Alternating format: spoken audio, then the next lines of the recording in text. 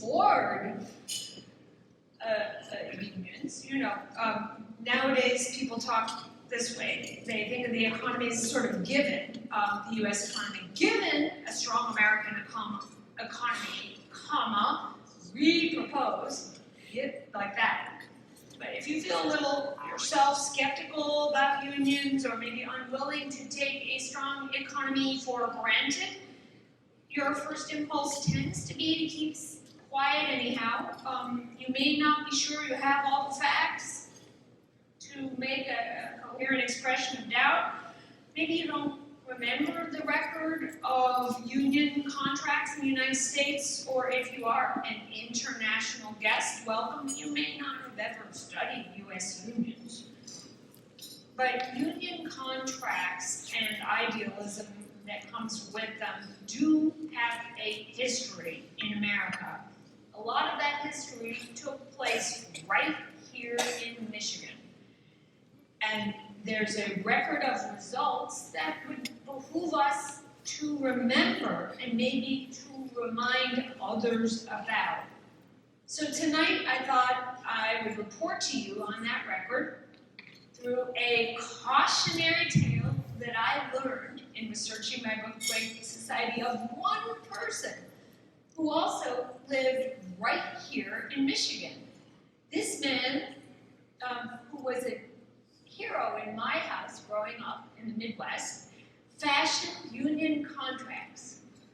He also, later in the 1960s, worked on scripting a national contract, the great contract between Washington and the rest of the country that we called the Great Society.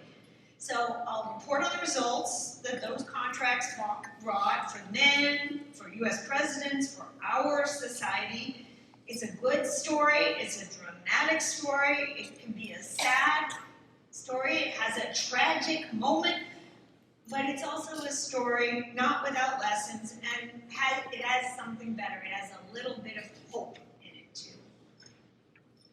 It takes a minute to tell, so again I'll say thank you to Sam Gregg for that amazing introduction, to Chris Marin for having me, and Acton, to some of my friends for being here, Dave Bonds and Jack Fowler, and to this wonderful audience for these minutes tonight.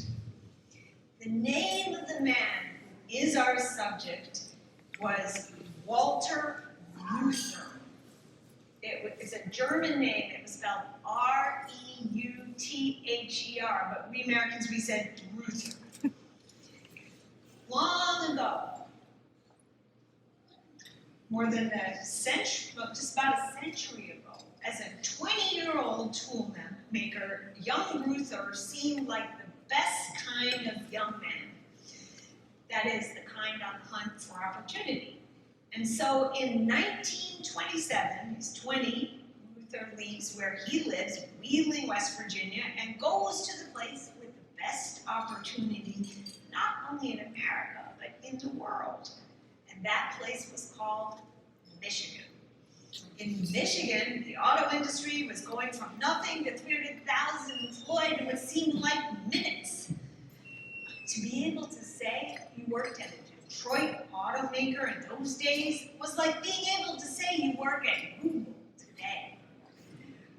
You work for the future at the cool place. So Reuther started out at a company called Briggs Manufacturing. He went to the Ford plant, Henry Ford, and the opportunity in Michigan was so blinding that his brothers came too. Roy Reuther, Victor Reuther, and the work was hard, it was rough. So, like Reuther later recalled this 13 hours a night assembly line. How would you make the worker life better? Well, Henry Ford himself, the father of this miracle, sitting in Detroit, had an answer. His own version of a contract with his workers, individual workers. The individual workers would work hard for Ford, and Ford would work hard for the workers. Ford promised Henry Ford to increase factory productivity and raise pay, and that the hours would eventually become shorter and the work would become worth it to each man. Most of them were men at that time. Now, Henry Ford himself was a difficult man, great flaws, and a lot to dislike, but he was already beginning to make good on his vision, his notion. In the 20s, he offered workers a raise so stunning that it drew thousands of men. He doubled pay from $2.50 a day to $5 a day, then about the highest wage in America. The productivity gains from his company paid off too. Workers that always worked 6 days in America, under Ford, they began to work 5. So Ford gave America a gift, because he set a trend, and that gift was called Saturday. And let us face it, that was a pretty nice deal. It's a beautiful gift.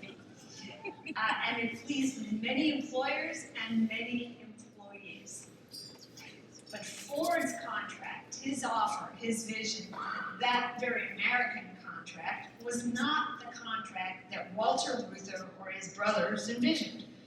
Walter Reuther didn't believe automakers were good people or would do the right thing. Reuther saw it all as boss v. worker, as in Europe, right? Kind of class war. There was a popular union song. Unions have good songs. In that era, Natalie Merchant sings it nowadays, I recommend it, about a union battle in a place called Harlan County, where the workers were striking and the company hired a security service. And I'll read you the lyrics, I'll spare you the singing. Because they say in Harlan County, there are no neutrals there. You'll either be a union man or a thug for J.H. Blair, the security service. You have to pick one side or another in that scenario. You're kind of forced to. It's coercion. And the name of the song actually is Which Side Are You On? Which side are you on? That was Reuther's vision. And it was his dream to force Americans to pick sides and to get these things for workers, at least by operating through groups. He wanted to make social democracy, basically. He wanted workers as a group, or senior citizens as a group, or minorities as a group to get something for them. Well, America was a big country, and you had to start somewhere, and the first place to get something for a group was from the automakers in Michigan. And the only way for that to happen, he argued, is if the men all teamed up, unionized, and then automakers would have to write a contract with them. And the laws of the 1930s were changing. Under President Roosevelt, we got a kind of tiger of a union law called the Wagner Act. It was later actually neutered. But at the time, it was a frightening law that gave unions the power to bargain collectively and to force upon companies, no other word can do there, the close shop. The deal was you had to make a choice, join the union and pay the dues, or don't take the job. So after a long contest, much filmed, very storied, endured through the 30s and 40s, Reuther and his new union, the United Auto Workers, brought this industrial giant, Detroit, and Henry Ford himself to their knees. First GM, Chrysler, and then Ford, forced to unionize. And Reuther and his brother became leaders of United Auto Workers, which had not thousands, not hundreds of thousands, but millions of workers. And I think some of the people in this room remember the 50s or remember stories about them. In the US, we say the 50s are a funny decade. Democrats want to go back to the 50s to work then, and Republicans want to go back to the 50s to live then. That's the joke about the 50s. And the truth is, the 50s were pretty good, including in unionized Detroit. Why? Because in the 50s, Detroit's growth was still like Apple's or Amazon's. Unstoppable. Each year, the companies pulled in hundreds of thousands, millions in profits. There was another joke in this period about General Motors, which was doing very well. They said General Motors had accumulated so much cash to make a special acquisition. It was thinking of buying the U.S. government. You get the feel. America also in the 50s seemed unstoppable, and there's a reason why, which you'll well understand, particularly our international guests. We had no competition here. None. Asia was all agriculture. Japan was recovering from the war. Europe was still sweeping up the rubble from World War II. We made the best product. People said that, as they say that about Apple and Amazon today. The companies can afford the unions, and it seemed they could. In 1950s period, Motor City, Detroit, had the highest median income of any city in America. In the 50s, Reuther was so big, and his UAW were so built out, they had the power to exact a string of things they wanted from the automakers. Job security, health care for retirees, strong pensions, more time off, and it all felt good to workers. Few posed the counterfactual question, which I think warrants posing. What if Ford's system, along with Saturdays and high wages and cars, had also eventually delivered such improvements without any union? We can't know. It's a counterfactual. The unions were there. Not even the Ford family asked the question because I don't know if you've seen Ford v. Ferrari, the movie, but Henry Ford II, the grandson of the original Henry, was complicit with Reuther. They all believed they were doing fine. Union for Walter, he had red hair, by the way. My family really liked that. We have a lot of red hair in our family. Unionizing Motor City wasn't enough. Union contracts had become the rule. America was union land. He was just revving up. Every night he was on TV, so if you turn on the evening news, Mr. Cronkite or someone said, Walter Reuther said, and everyone would pay a lot of attention. He was still nursing his bigger dream, a social democracy for America. His model happened to be Scandinavia, and he went over to Scandinavia all the time. He wanted to emulate Scandinavia right down to their architecture, which is controversial.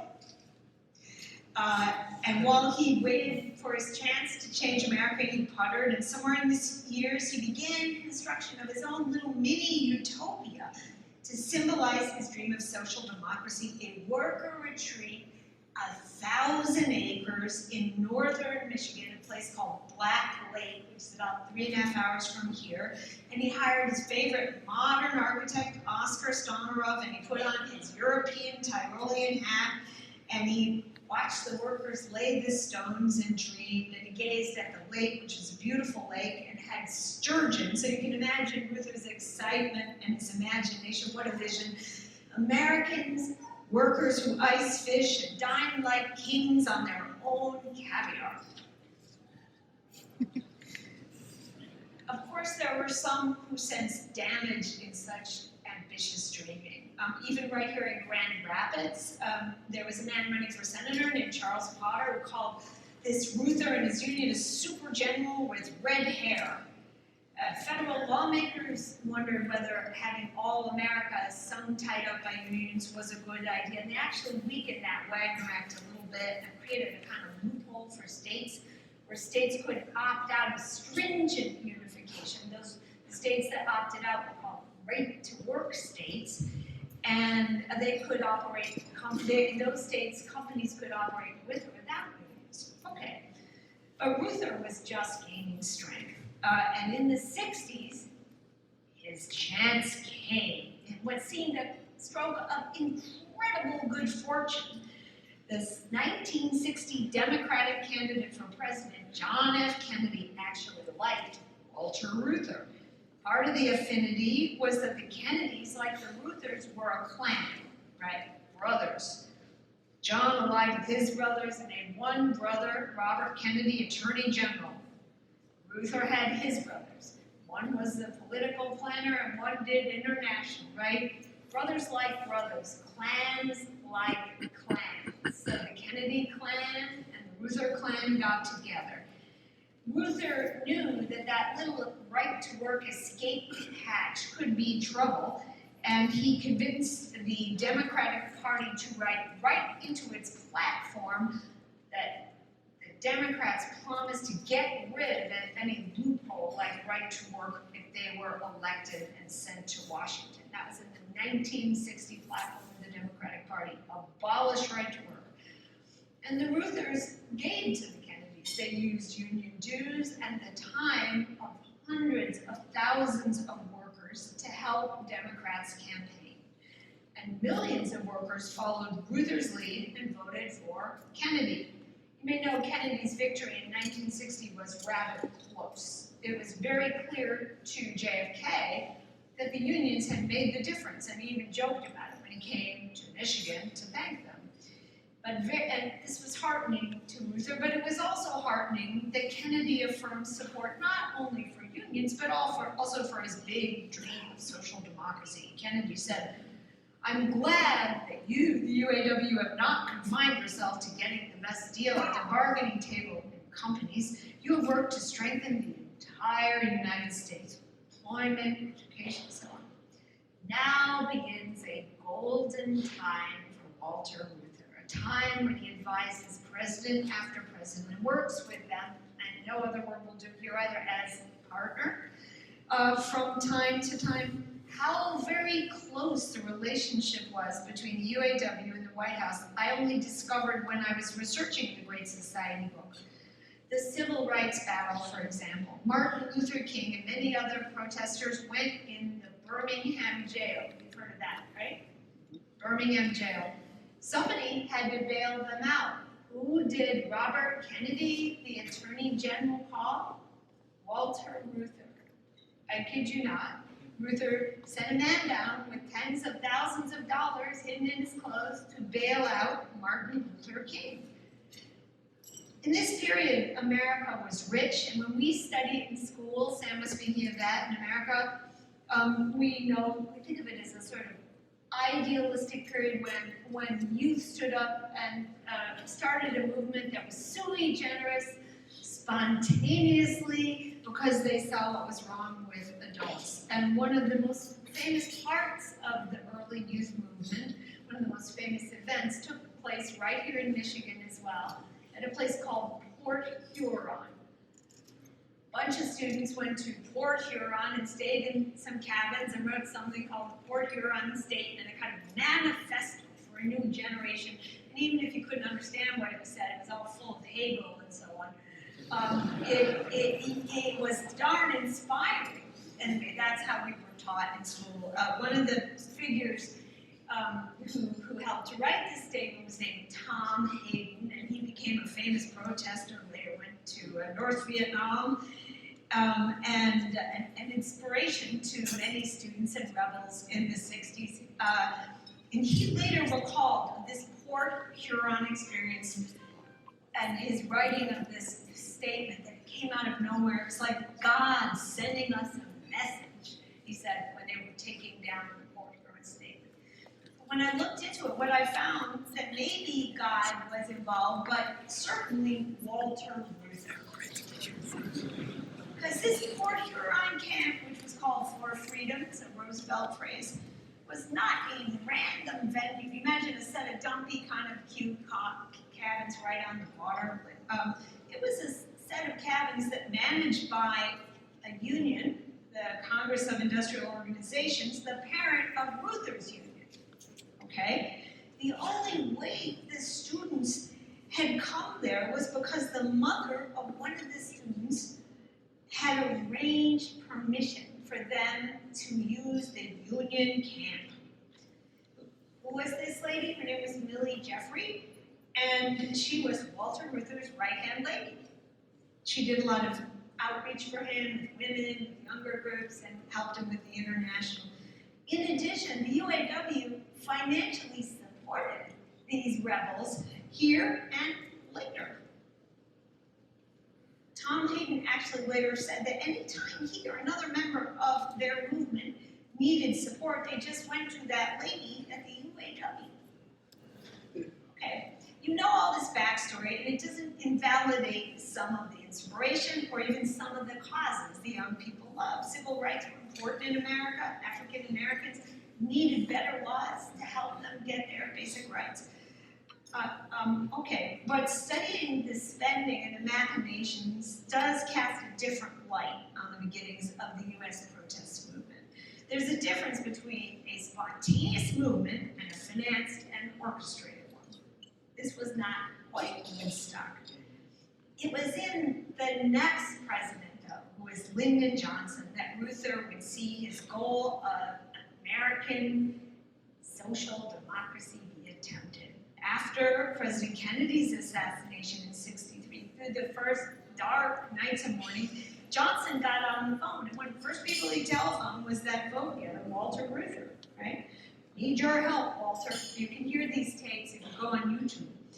And the spring, after the terrible death of President Kennedy, this new president, Johnson, flies to where? Michigan, Reuther's home territory, to announce he will pursue something very close to making kind of America all a social democracy in Union land, and he would call it, it was going to be called the Great Society.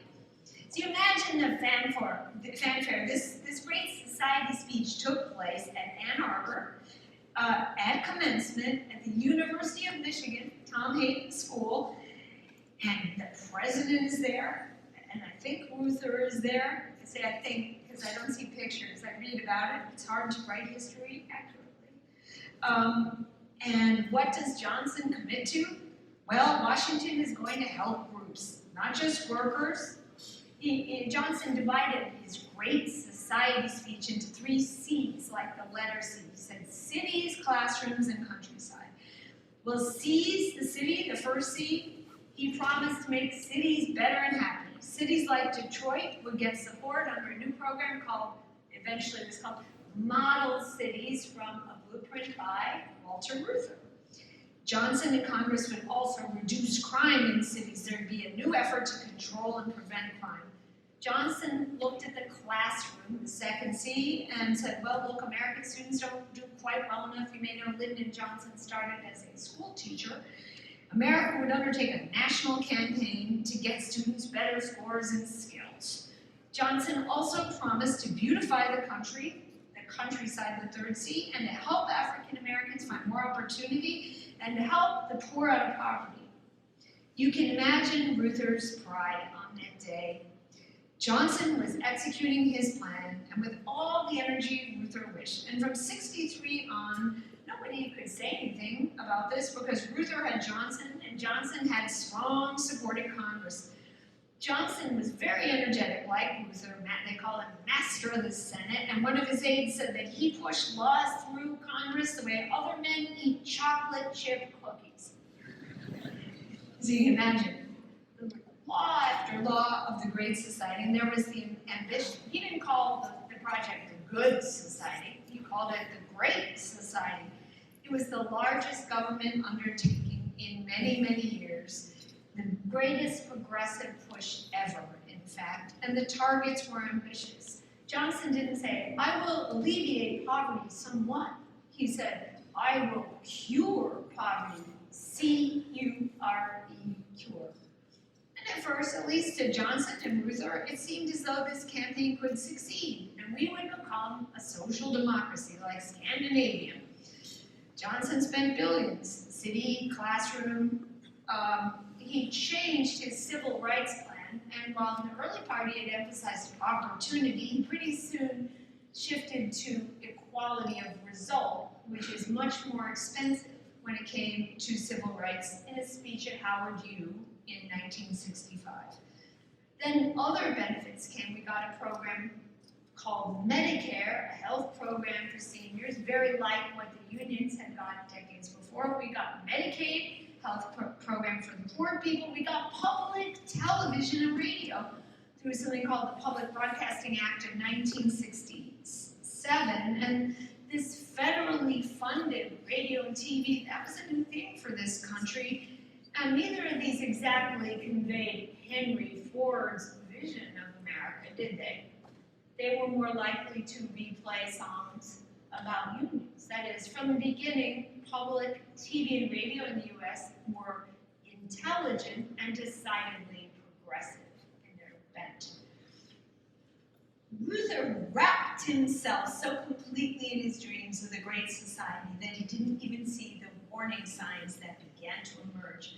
There was a 1967 riot right in Detroit, even after all the spending they were getting ready to do and had already done. Another such warning showed up on the dock in San Francisco in August 1968. It was actually a little Toyota Corolla that rolled onto the dock, and then another one, and then another one.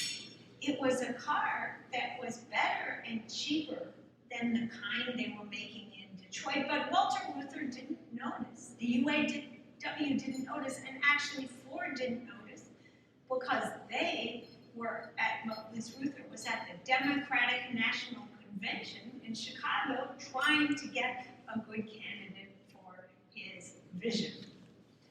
The Great Society revelry went on longer, even after a new president came, a Republican president, Richard Nixon.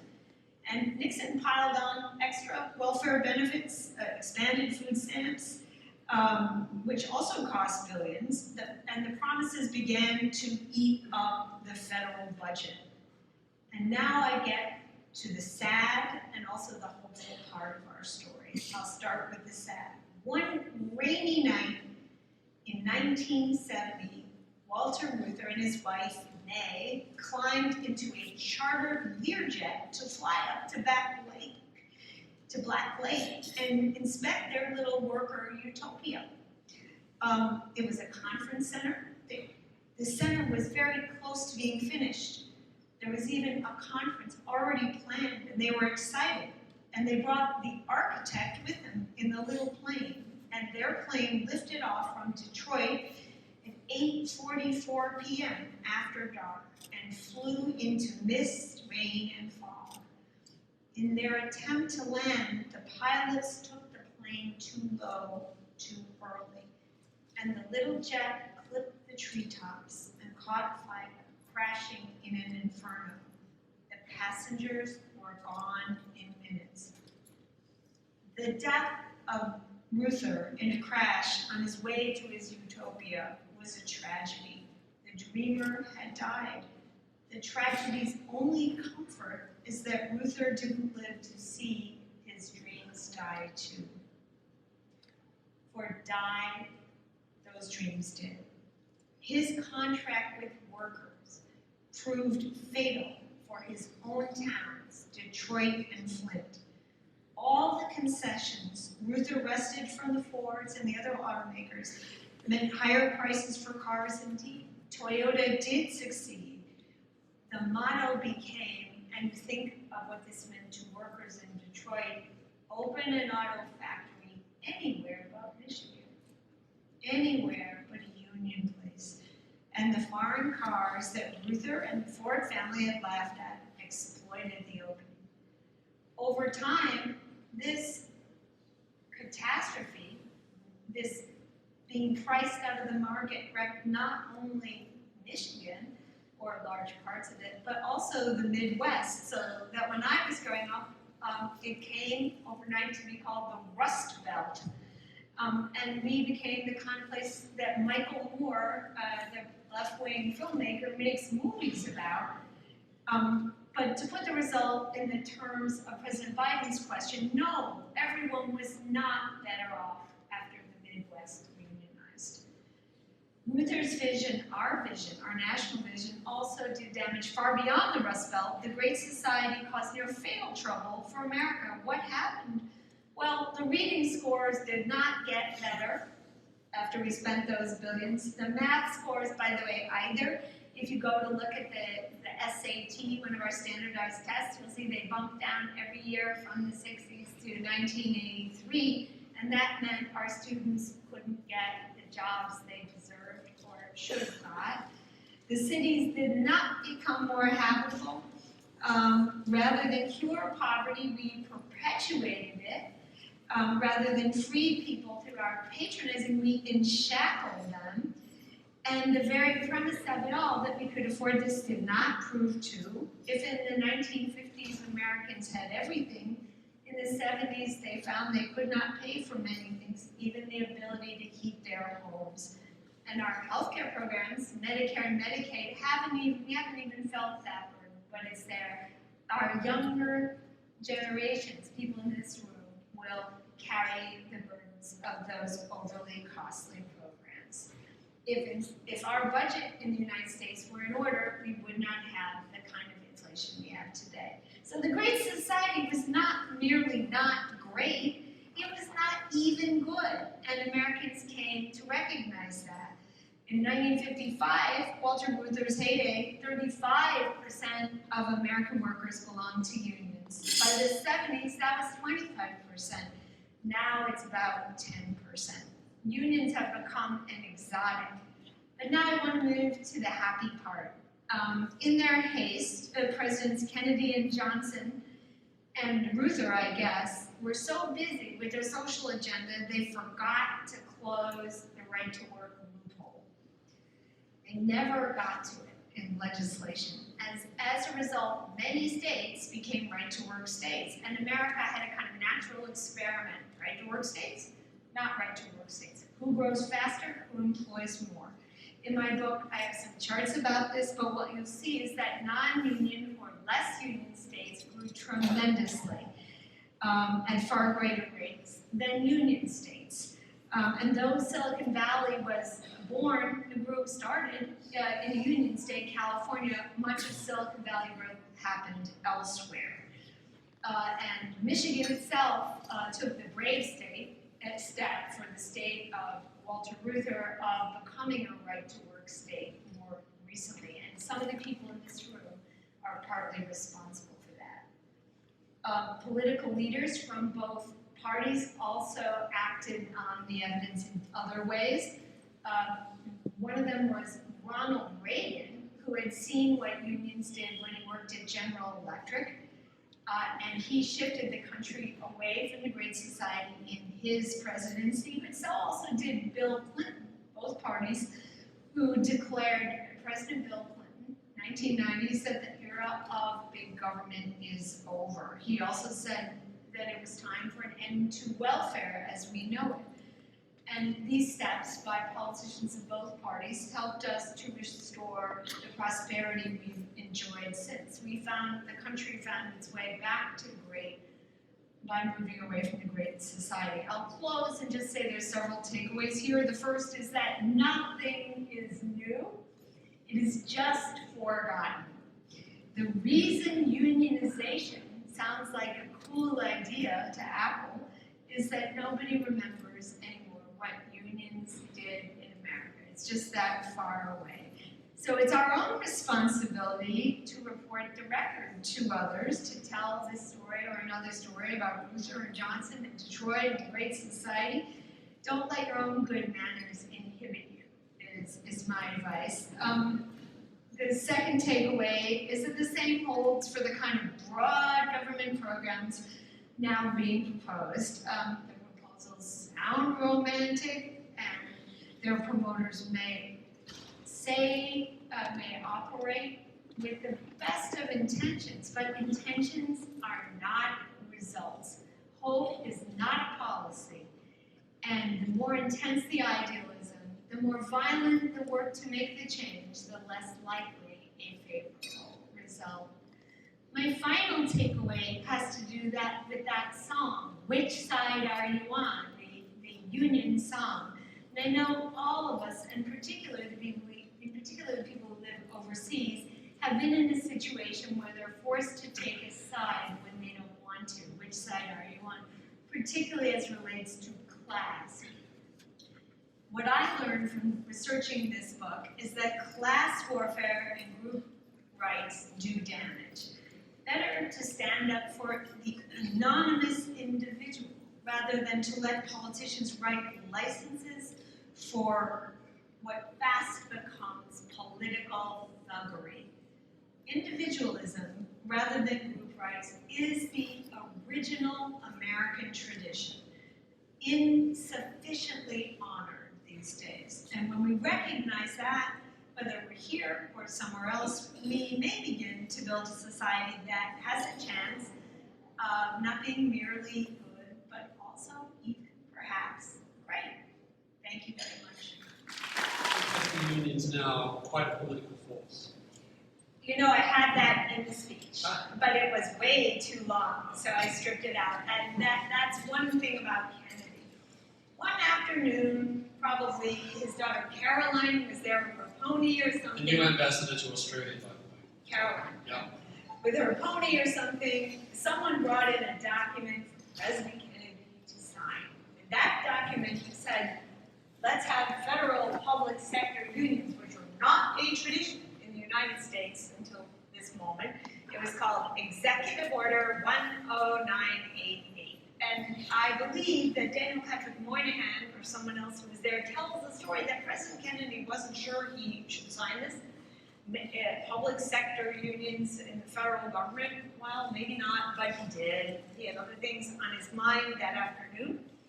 And though that document was a pretty mild document, it did not say, and public sector unions may strike against the government. It didn't even give public sector workers in the federal government the right to strike. But it gave them enough power to demand higher wages. And they got them. And that put pressure on our budget, but more importantly, every state had workers who wanted to be in a public sector union too, because maybe they would get paid better. One can understand that. So it set the trend, and American public sector unions expanded very much. So that when Mr. Ruther was alive, well, he thought private unions were the only way. You know, it had to do with big factories and working hard and sweating. Now, I believe public sector union membership is 5 times that of private sector unionship. The union membership, the Bureau of Labor Statistics has that data. And Calvin Coolidge himself, who lived well before any of this, understood the danger in public sector unions. He said, you're either a public servant or you're out for yourself, but the two don't mix very well. And he said there's no right to strike against the public safety by anybody, anywhere, anytime. There's a kind of moral hazard in public sector unions. So I believe FDR was against public safety as well. Right, President Roosevelt, who was the father of the Wagner Act, with the Ruther brothers et al., I oversimplified for argument, but did write one letter where he said public sector unions might be problematic. It's not a vast corpus of anti-public sector union literature by FDR. I mean, one of you may find that, I never did. He did write one letter. I think he didn't really imagine it. And President Reagan, of course, as you all may know, studied Coolidge and the past, and stood up against a very lovable public sector union called PATCO, the Air Traffic Controllers Union, when they went on strike. And everyone understood these are nice, important, crucial, well-trained people, the air traffic controllers. But Reagan said it was wrong for them to stop the country in that way. It was dangerous, and he fired them. So in your books, both Great Society and The Forgotten Man, one thing you identify and focus upon quite a bit is the religious dimension of many of the people who are effectively characters in the stories that you present. I mean, Tom Hayden, good Catholic boy, of course, for example. I think Father Srika maybe knew him. Where is Father? Yeah. People like Father Charles Cochran, for example, we write about him in Forgotten Man. So could you say something about the role that religion played in the lives of many of these, I guess mostly men, who were very intent on introducing what you described as social democracy into America? Well, there are 2 ways religion plays.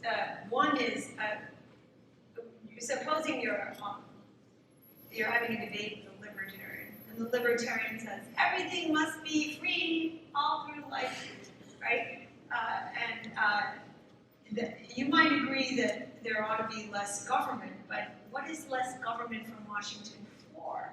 It's not for absolute abandon necessarily, for just a spree of freedom. It's so one can observe what Coolidge called things of the spirit. Maybe we have another discipline We prefer to the discipline of government, the discipline of our faith. We report to a higher authority, perhaps, as in the kosher hot dog advertising campaign. Higher authority. Anyway, it's that government impinges upon a sphere it ought not impinge upon. That is the sphere of the soul and of the private life. And it's the family. Others, though, particularly in great society, I think it's interesting. I'm thinking of Sergeant Schreiber, who was head of the War on Poverty. And at his church, Sergeant Schreiber was a very good man, Catholic, brother-in-law of Kennedy's, of the president. Eunice Kennedy Schreiber was his wife. And he took what he did at the church, run the clothing drive, or at the Boy Scouts, but particularly at the church, and said, we can do that nationally in the war on poverty. And it didn't work. That's because it was an anonymous federal program, our poverty program, our war on poverty under Lyndon Johnson and Sergeant Schreiber. Sometimes what you do locally for your faith improved with the rise of labor unions of the early 20th century. And it's just something I've been mentally struggling with for quite a while now. Is there a place for unions, or are all unions necessarily unhelpful? Bad, right. So I think that this is a good question. I think a long historical view is important here. So I think unions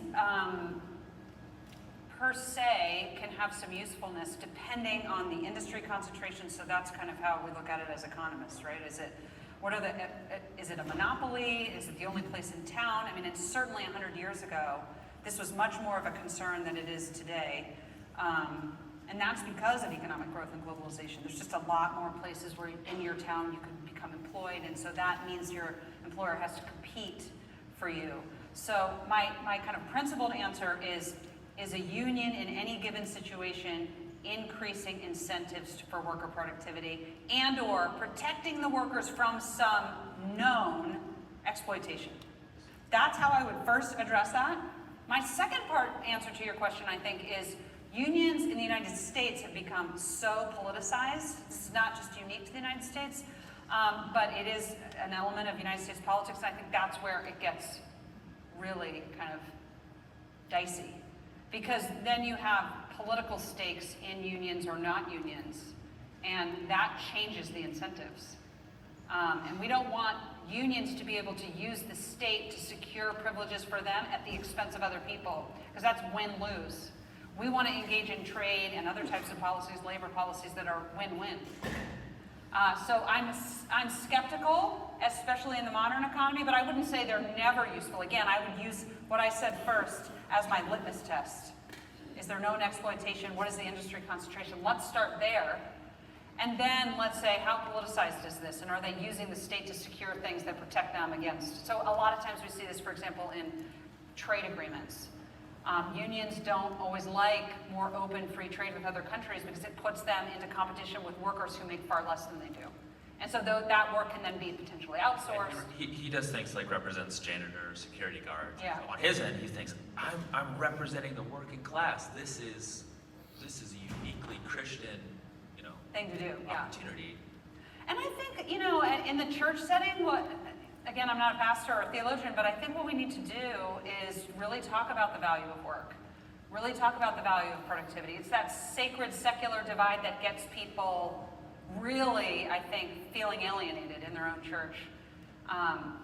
So I think just having a more open dialogue about what does it mean to work with excellence, and earn your raises and all those types. And I'm not saying, again, a union could never be helpful, but I'm skeptical because of some of the incentive problems.